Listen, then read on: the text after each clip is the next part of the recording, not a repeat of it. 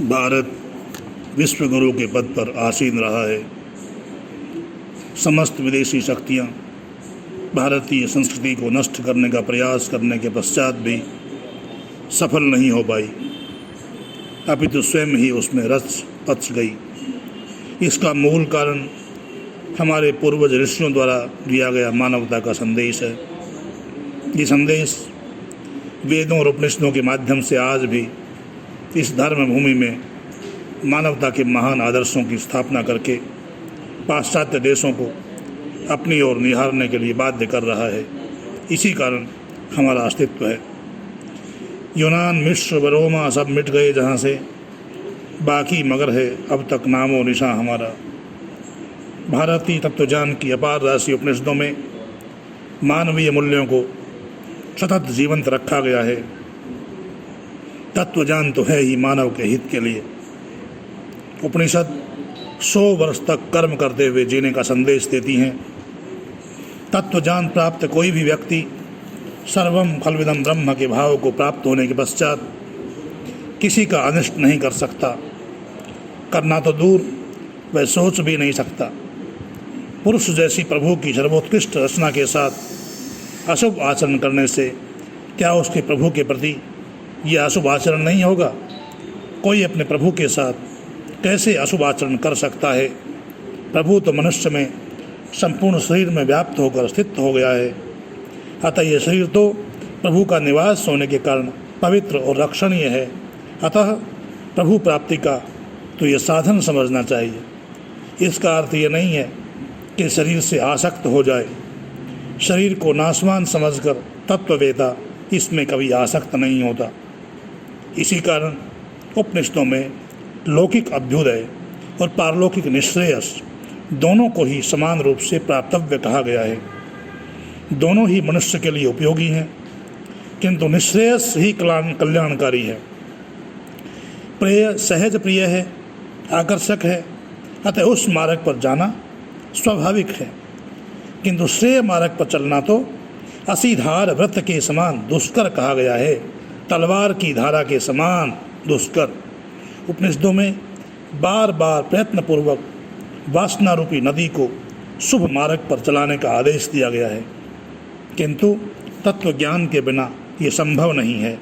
तत्व ज्ञान के लिए विद्या और अविद्या के स्वरूप को जानना आवश्यक है, तभी वह मृत्यु को पार करके अमरत्व को प्राप्त कर सकता है। अन्यथा अंधे द्वारा अंधों को भटकाने के समान विनाश को प्राप्त होगा।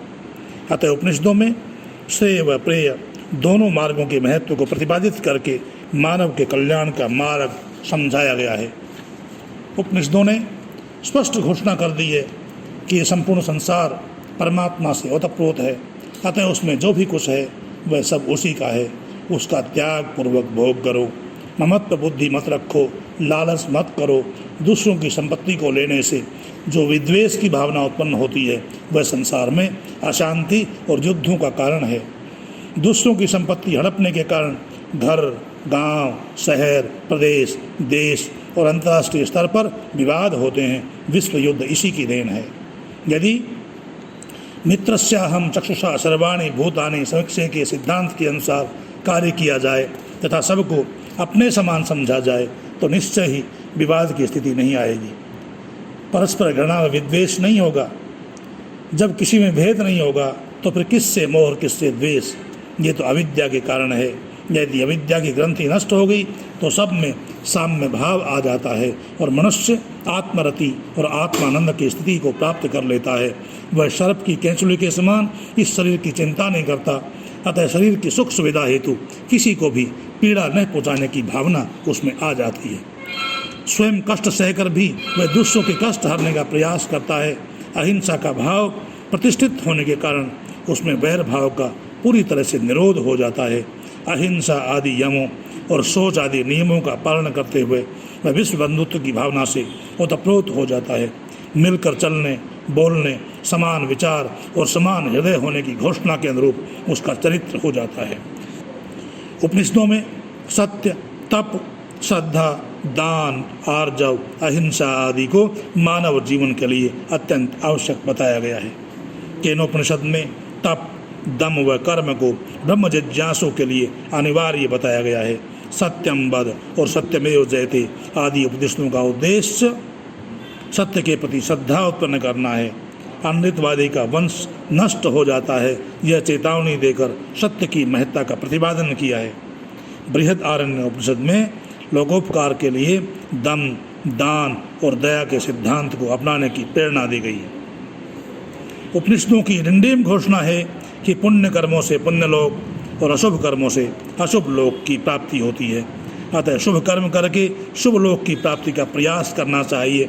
शुभ कर्मों का मापदंड क्या है? जो कर्म किसी को कष्ट न पहुँचाएं वे शुभ कर्म हैं। यदि परस्पर ऐसा व्यवहार किया जाएगा तो निश्चित रूपेण मानवता को किसी प्रकार का भय नहीं रहेगा। समस्त पृथ्वी से दुखों का नाश हो जाएगा।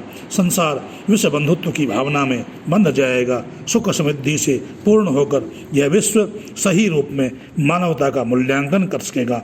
फिर भला प्रतिदिन सुनाई पड़ने वाली भीषण युद्धों की स्थिति कैसे आ पाएगी? उपनिषदों में निहित मानवता के यही सिद्धांत आज हमें युद्ध की विभीषिका से बचा सकते हैं। हथियारों की होड़ में दौड़ रहा यह विश्व इन सिद्धांतों का पालन करके भयावह त्रासदी के चंगुल से मुक्त हो सकता है। आज आवश्यकता इस बात की है कि मनुष्य केवल अपने स्वार्थों की पूर्ति को त्याग कर इन सिद्धांतों के उच्चादर्शों की स्थापना करे। इन भयानक क्षणों में उपनिषद हमें आत्मघाती प्रवृत्ति को त्याग कर जीने की प्रेरणा प्रदान कर रहे हैं। यही कारण है कि आज भी पाश्चात्य देश और दुनिया के सब देश टकटकी बांधकर भारत की ओर निहार रहे हैं। हम भारतवासियों का एक कर्तव्य बनता है कि निज राष्ट्र का गौरव स्थापित करें। आप सभी से निवेदन है कि चैनल को सब्सक्राइब कर लें ताकि आपको नए नए ज्ञानवर्धक वीडियो प्राप्त होते रहें। इति ओम शम।